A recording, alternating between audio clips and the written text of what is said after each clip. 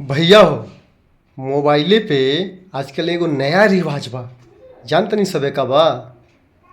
ए भैया, तनी हमार बर्थडे के वीडियो बना दिया। ए भैया, तनी हमरो प्रमोशन कर देबो। ए भैया, तनी हमार पोस्टवा डाल देबो। अरे भाड़ में जा, तोहार पोस्ट मर्दवा तो नहीं, तोहार पोस्ट क्यों डाली हो ना। पोस्ट ओकर डाली जे बहुत बड़वन स्टार होखे, ये बहुत बड़वन। जैसे कहले का मतलब ई बा कि जेकर नाम ज़्यादा बा वही का लोग प्रमोशन करता। बाकी हमार और रउआ सबका प्रमोशन क्यों करी। हाँ, भले वो एको पैसा न दे, ना ना ना ना ना ना ना ना, तब वो ओकर पोस्ट पोरी। जान तनी काहे ओकरा के तो निगाह में आवे के बा कि हमहू के लोग जानता, हमार इतना परिचय बा, सबसे घुलल मिलल सब कुछ माने देखा ही के बा। अरे काहे ना होता भाई।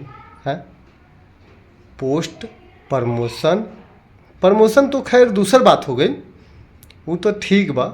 लेकिन पोस्ट बर्थडे का होखे, हैप्पी बर्थडे का होखे, और चाहे कोनो चीज़ का होखे, वही कस डालल जा जरा लोग जानता। जैसे केहू का लड़का हो गई, फलाने क लड़का हो गई, चिलाने क लड़का हो गई, तो हुनकर हई काम तो हिनकर हऊ काम। स्टार होखे जेके लोग जानत होखे वही का पोस्ट डाली। जैसे पवन सिंह, खेसारी, दिनेश लाल जी, यश मिश्रा जी, चिलाने ढेकाने, बाप रे बाप।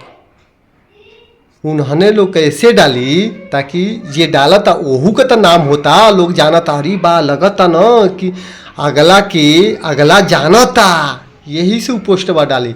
हमार रउआ आपका केहू का पोस्ट डाली नहीं, उन्हें तो ओकरा बेइज्जती बुझाई।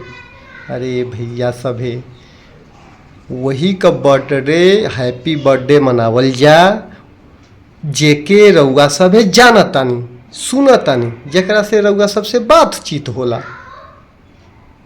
और जैसे बतिये नहीं होला ओकर वीडियो बना के डाले से का मतलब बाजी। हैं, कोनो मतलब बा। चली, अगर ये हमार बात सही लागत हो कि आप सबके अगर सहमत हो खब सभे तब बतावल जाई। बाकी अगला वीडियो में। जय माता दी।